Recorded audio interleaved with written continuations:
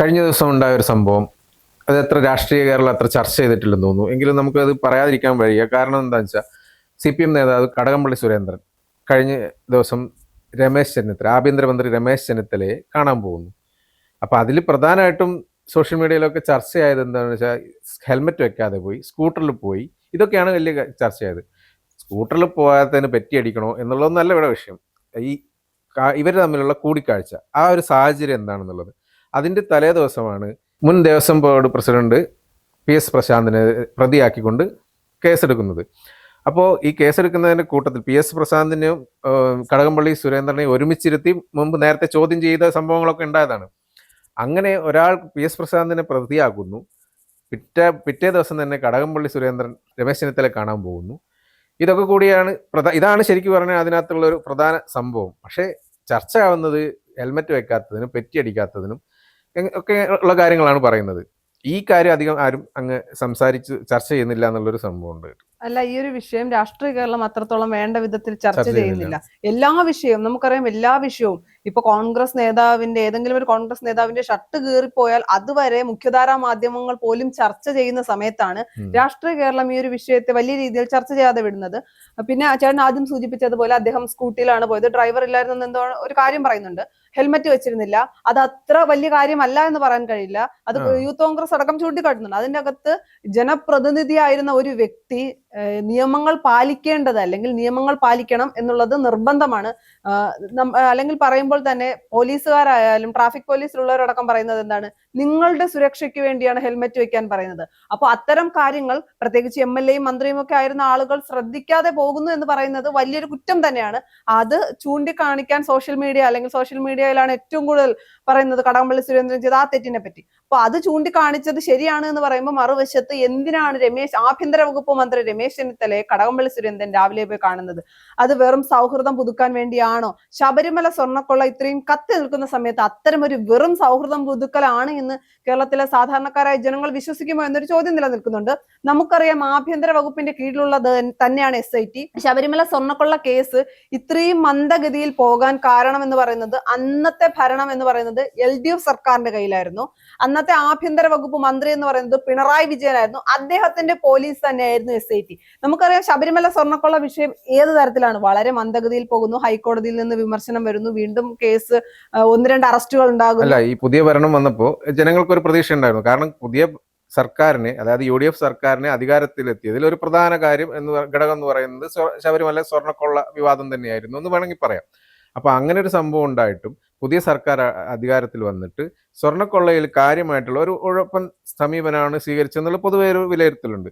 അപ്പൊ അങ്ങനെയുള്ള സാഹചര്യത്തിൽ ഈ കഴിഞ്ഞ ദിവസം അങ്ങനെ ഒരു ചർച്ച വീണ്ടും വന്നതോടുകൂടിയാണ്. കാരണം UDF സർക്കാർ അധികാരത്തിൽ വന്നതിന് ശേഷം VD സതീശൻ ഓരോ ദിവസം അന്ന് മുതൽ ഓരോരോ കാര്യങ്ങൾ ചെയ്യാണ്. അതായത് LDF സർക്കാർ ചെയ്ത മോശമായിട്ടുള്ള കാര്യങ്ങൾക്ക് അതൊക്കെ തിരുത്തിക്കൊണ്ട് മുന്നേ ചെയ്യുന്ന നടപടികൾ എടുക്കുന്നതൊക്കെയാണ് നമ്മൾ കണ്ടത്.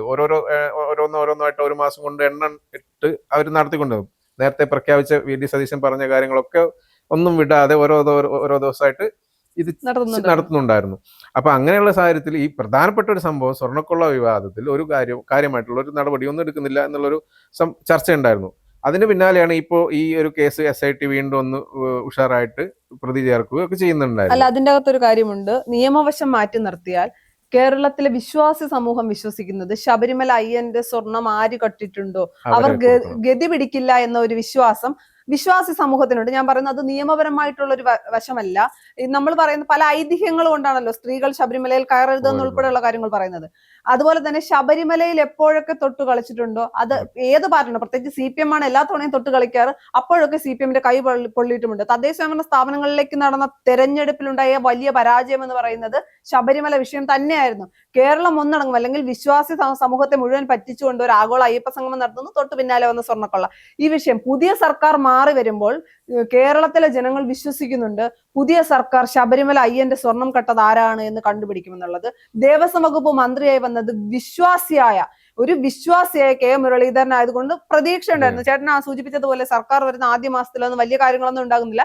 എന്നാൽ ശബരിമലയുമായി ബന്ധപ്പെട്ട പല കാര്യങ്ങളും മുരളീധരൻ മാധ്യമങ്ങൾക്ക് മുന്നിൽ പറയുന്നുണ്ടായിരുന്നു. ഹൈക്കോടതിയുടെ കയ്യിലാണ് കാര്യങ്ങൾ എന്നൊക്കെയുള്ള കാര്യം. ഇപ്പൊ SIT വീണ്ടും കേസുമായി മുന്നോട്ട് പോകുമ്പോൾ പത്മകുമാറിനെ അടക്കമുള്ള വിഷയങ്ങൾ പത്മകുമാറിനെ തള്ളി പറയാത്തത് എന്തുകൊണ്ട് എന്നൊരു ചോദ്യം നിലനിൽക്കുന്നുണ്ട്. ഇന്നും CPM-ല് വലിയ പരാജയത്തിന് കാരണം പത്മകുമാർ ആണ് എന്ന് ആവർത്തിച്ച് പറയുമ്പോഴും പത്മകുമാറിനെ തള്ളാൻ പാർട്ടി തയ്യാറാവുന്നില്ല. MV ഗോവിന്ദൻ തന്നെ സ്ത്രീ പ്രവേശനവുമായി ബന്ധപ്പെട്ട് പത്മകുമാർ പാർട്ടിക്കെതിരെ വാ തുറന്നപ്പോൾ MV ഗോവിന്ദൻ പറഞ്ഞത് ശബരിമല അയ്യന്റെ സ്വർണം കട്ടവർക്ക് മറുപടി കൊടുക്കേണ്ട ആവശ്യം പാർട്ടിക്കോ എനിക്കോ ഇല്ലെന്നാണ്. എന്നിട്ടും പാർട്ടിയിൽ നിന്ന് പുറത്താക്കാനുള്ള ധൈര്യം ഇന്നും പാർട്ടി കാണിച്ചിട്ടില്ല എന്ന് പറയുന്നത് ഒരു വശത്ത് നിൽക്കുമ്പോൾ, മറുവശത്ത് അന്നത്തെ ദേവസ്വം വകുപ്പ് പ്രസിഡന്റ് ആയിരുന്നു, അല്ലെങ്കിൽ ദേവസ്വം ബോർഡ് പ്രസിഡന്റ് ആയിരുന്ന PS പ്രശാന്ത് ആദ്യം ഈ ശബരിമല സ്വർണ്ണക്കൊള്ള വിവാദം വരുമ്പോൾ PS Prashanth Devaswom board president ആണ്. അദ്ദേഹം എടുത്തൊരു നിലപാടുണ്ട്, ഇത് വലിയ കേസൊന്നുമല്ല, ഇത് അന്വേഷിക്കേണ്ട ആവശ്യമില്ല എന്ന് അദ്ദേഹം പറയുന്നു. പക്ഷെ വീണ്ടും കേസുമായി അല്ലെങ്കിൽ SIT കേസുമായി മുന്നോട്ട് പോകുമ്പോൾ അദ്ദേഹത്തിന് ആദ്യം ഒരു ധൈര്യം ഉണ്ടായിരുന്നു, പിന്നീട് ധൈര്യം ചോരുന്നത് നമ്മൾ കണ്ടതാണ്. PS പ്രശാന്തിനെ ആദ്യം ചോദ്യം ചെയ്യുമ്പോൾ PS പ്രശാന്തിനെയും കടകംപള്ളി സുരേന്ദ്രനെയും ഒരുമിച്ചാണ് ചോദ്യം ചെയ്യുന്നത്. അത് ചോദ്യം ചെയ്ത ആ ദിവസം തന്നെ അത് മാധ്യമങ്ങൾ അറിയുന്നതുമില്ല. പിന്നീടാണ് കേസ് വളരെ മന്ദഗതിയിൽ പോകുന്നത്. നമുക്ക് നോക്കിയാൽ അറിയാം, ചോദ്യം ചെയ്യുന്നു, അത് മാധ്യമങ്ങൾ അറിയുന്നത് പിന്നീട് ഈ കേസിന് പ്രത്യേകിച്ച് ഒരു മാറ്റവും ഉണ്ടാകുന്നില്ല. കേസ് വളരെ മന്ദഗതിയിൽ പോകുന്നു. പിന്നീട് തെരഞ്ഞെടുപ്പുകൾ വരുന്നു, കേസ് അങ്ങ് ഒരു തരത്തിലുള്ള മാറ്റവും ഇല്ലാതെ തന്നെ കേസ് മുന്നോട്ട് പോകുന്നു. ഇപ്പൊ കഴിഞ്ഞ ദിവസം PS പ്രശാന്തിനെ വീണ്ടും ചോദ്യം ചെയ്തു. ചോദ്യം ചെയ്തതിന്റെ അടിസ്ഥാനത്തിൽ അദ്ദേഹത്തെ കൂടി പ്രതി ചേർത്തിട്ടുണ്ട്. അദ്ദേഹം തെറ്റ് ചെയ്തിട്ടില്ല എന്ന് ആവർത്തിച്ച് പറയുന്നുണ്ട്.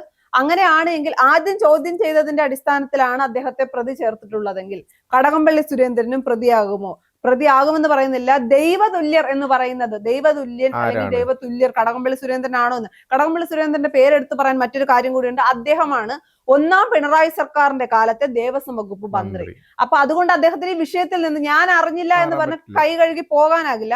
അതുകൊണ്ട് തന്നെയാണോ അദ്ദേഹം രമേശ് ചെന്നിത്തലയെ വന്ന് കണ്ടത്? അല്ലെങ്കിൽ സ്വർണ്ണക്കൊള്ള വിവാദം തുടങ്ങിയപ്പോൾ മുതൽ തന്നെ കടകംപള്ളിയുടെ പേര് ഇങ്ങനെ പറഞ്ഞു കേൾക്കുന്നുണ്ടായിരുന്നു. കടകംപള്ളിയിലേക്ക് പോകുമ്പോൾ അതിന്റെ പിന്നാലെയാണ് കടകംപള്ളിയെ ചോദ്യം ചെയ്യുന്നതും. പിന്നെ ഒരു പ്രാവശ്യം കടകംപള്ളി സുരേന്ദ്രൻ പറഞ്ഞു, എന്നെ സ്വർണം കട്ടവനെന്ന് വിളിക്കരുത്, എനിക്കിതിലൊരു പങ്കുമില്ല എന്ന് പറയുകയും അത് കഴിഞ്ഞിട്ടാണ് ഇദ്ദേഹത്തെ ചോദ്യം ചെയ്തത്. അന്നൊപ്പം ചോദ്യം ചെയ്ത ആളാണ് PS പ്രശാന്ത്. അതോടുകൂടി ചോദ്യം ചെയ്തതോടുകൂടി വീണ്ടും കടകംപള്ളിക്കെതിരെയാണ് തിരിയുന്നത് ഈ സംഭവമൊക്കെ. എന്ന് വെച്ചാൽ ജനങ്ങൾക്ക് ഇതുമായിട്ട് കൂടുതൽ അറിയില്ലെങ്കിലും ചോദ്യം ചെയ്യണമെങ്കിൽ എന്തെങ്കിലും ഒരു കാരണം ഉണ്ടായിരിക്കും. അതിന്റെ പിന്നാലെ ഇപ്പൊ വീണ്ടും അതിനുശേഷം കടകംപള്ളി ഒന്ന് മാറി നിന്നതായിരുന്നു. പക്ഷെ ഇപ്പൊ വീണ്ടും രമേശ് ചെന്നിത്തലയെ കാണാൻ പോകുന്നു. ഈ രമേശ് ചെന്നിത്തലയെ കാണാൻ പോകുന്നത് കാറിലല്ല പോവാ. ഈ അവിടെ കാണാൻ പോയിട്ട് മാധ്യമങ്ങൾ വന്ന് ചോദിക്കുമ്പോൾ ഈ എന്തുകൊണ്ട് കാറിൽ വന്നില്ല, 2 വീലറിൽ വന്നു, അതൊക്കെയാണ് ചോദിക്കുന്നത്. ഹെൽമെറ്റ് ഇട്ടില്ല, അതൊക്കെയാണ് കാര്യങ്ങൾ. അപ്പൊ കാറിൽ വരാത്തത് അത് ചോദിക്കുമ്പോ പറയുന്നത് വ്യക്തിപരമായ സന്ദർശനം അങ്ങനെ എന്തോ പറഞ്ഞു, അങ്ങനെയാണ് പറഞ്ഞിരിക്കുന്നത്. അപ്പൊ ഇതിനകത്ത് ചർച്ച മാറ്റിയിട്ട് ഹെൽമെറ്റ് ഇടാത്തതിനെ കുറിച്ചും പിന്നെ 2 വീലറിൽ വന്നതിനെ കുറിച്ചൊക്കെയാണ് കൂടുതലായിട്ട് ചർച്ച പോകുന്നത്. അതൊരു വഴിതിരിച്ചു വിടാനുള്ള ഒരു ശ്രമം കൂടി ആയിരിക്കും എന്നുള്ളതാണ്. അല്ല, CPM-നും LDF-നും പത്മകുമാറിനെ തള്ളി പറഞ്ഞാൽ ഉന്നതൻ അല്ലെങ്കിൽ ദൈവതുല്യന്റെ പേര് പുറത്തു വരുമോ എന്നുള്ളൊരു ഭയം ഉണ്ടായിരുന്നു. അതുകൊണ്ടാണ് പത്മകുമാറിനെ തള്ളി പറയാത്തെന്ന് കേരള പൊതുസമൂഹത്തിന് പൂർണ്ണമായി അറിയാം. പക്ഷെ ആരും പ്രതീക്ഷിക്കാത്ത ഒരു നീക്കമാണ് SIT-യുടെ ഭാഗത്തു നിന്നുണ്ടായത്. പ്രശാന്തിന്റെ പേരിൽ പ്രതി ചേർക്കുന്നു. പ്രശാന്ത് ഇദ്ദേഹത്തിന്റെ പേര് പറയുമോ, അല്ലെങ്കിൽ നമുക്കറിയില്ല, പക്ഷെ ഇദ്ദേഹത്തിന്റെ പേര് പറയുമോ? അതുകൊണ്ടാണ് രമേശ് ചെന്നിത്തലയെ കാണാൻ പോകുന്നത്. കാര്യം ആഭ്യന്തര വകുപ്പ് മന്ത്രിയെ കാണണമെങ്കിൽ ആ ദേവസ്വം വകുപ്പുമായി ബന്ധപ്പെട്ട കേസാണെങ്കിൽ കൂടി K മുരളീധരൻ ഇതിൽ അധികം ഒന്നും ചെയ്യാൻ കഴിയില്ല. കാര്യം അദ്ദേഹം ദേവസ്വം വകുപ്പ് മന്ത്രിയാണെങ്കിലും ഇതിൽ ചെയ്യാൻ കഴിയുന്നത് ആഭ്യന്തര വകുപ്പ് മന്ത്രിക്ക് മാത്രമാണ്. കാര്യം SIT എന്ന് പറയുന്നത് ആഭ്യന്തര വകുപ്പിന്റെ കീഴിലുള്ളതാണ്. അപ്പൊ ഇദ്ദേഹം എന്തിനു കാണാൻ ചെന്നു എന്നൊരു ചോദ്യമുണ്ട്. രമേശ് ചെന്നിത്തലയും അതിന് വ്യക്തമായ ഒരു മറുപടി പറയുന്നില്ല, കടകംപള്ളി സുരേന്ദ്രനും പറഞ്ഞിട്ടില്ല. ഈ ഒരു സാഹചര്യത്തിൽ കാര്യം കടകംപള്ളി സുരേന്ദ്രൻ പരാജയപ്പെട്ടു, സഭ കൂടുന്ന സമയമാണ്, ആഭ്യന്തര വകുപ്പ് മന്ത്രി ഓപ്പറേഷൻ തൂഫാനുമായി മുന്നോട്ട് പോകുന്ന സമയത്ത് PS പ്രശാന്തിനെ പ്രതി ചേർത്തതിന് തൊട്ടു പിന്നാലെ കടകംപള്ളി സുരേന്ദ്രൻ കാണുന്നത് ഒരു വെറും സൗഹൃദ കൂട്ടുകെട്ട് അല്ലെങ്കിൽ സൗഹൃദം പുതുക്കാനാണോ എന്നൊരു ചോദ്യം നിലനിൽക്കുന്നത്. ഇതിനകത്ത് വേറൊരു കാര്യം എന്ന് വെച്ചാൽ ഇപ്പോഴത്തെ സാഹചര്യത്തിൽ ഓപ്പറേഷൻ തൂഫാനുമായിട്ട് രമേശ് ചെന്നിത്തല മുന്നോട്ട് പോകുന്നത് എല്ലാവരും ഒരു പരിഗണനയും കൊടുക്കാതെയാണ്. കാരണം എല്ലാവർക്കും ആരാണോ തെറ്റ് ചെയ്യുന്നത് അവർക്കെതിരെയൊക്കെ നടപടി എടുത്തുകൊണ്ടാണ് പോകുന്നത്.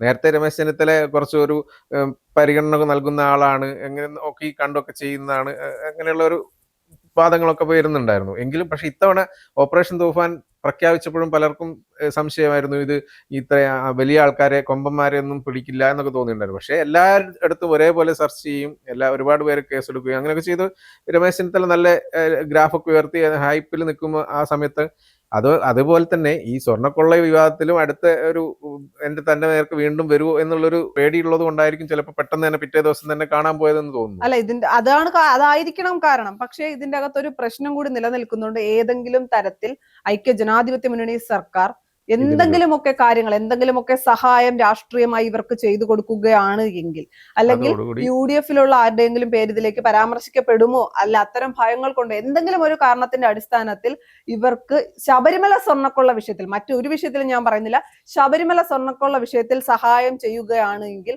ഇത് ഈ സർക്കാരിനെ 5 വർഷം പോലും പൂർത്തിയാക്കാതെ തന്നെ അല്ലെങ്കിൽ പുറത്താക്കുന്ന, അല്ലെങ്കിൽ ഈ സർക്കാരിന് 5 വർഷം ഭരിക്കാൻ കഴിയും, അത് ഏറ്റവും പരാജയപ്പെട്ട അല്ലെങ്കിൽ നാണം കെട്ട ഒരു ഭരണമായിരിക്കും എന്നുള്ള കാര്യത്തിൽ യാതൊരു സംശയവുമില്ല. ഇപ്പോഴുള്ള ഒരു വിലയിരുത്തലും അല്ലെങ്കിൽ ജനങ്ങളുടെ ഒരു പിന്തുണയും എല്ലാം നഷ്ടപ്പെടുന്ന ഒരു അവസരം കൂടി വരും. എന്തായാലും രമേശ് ചെന്നിത്തല ഇത് സംബന്ധിച്ച് കൂടുതൽ വിവരങ്ങൾ നമുക്ക് മാധ്യമങ്ങളോട് പറയും എന്നുള്ള ഒരു പ്രതീക്ഷിക്കാം നമുക്ക്.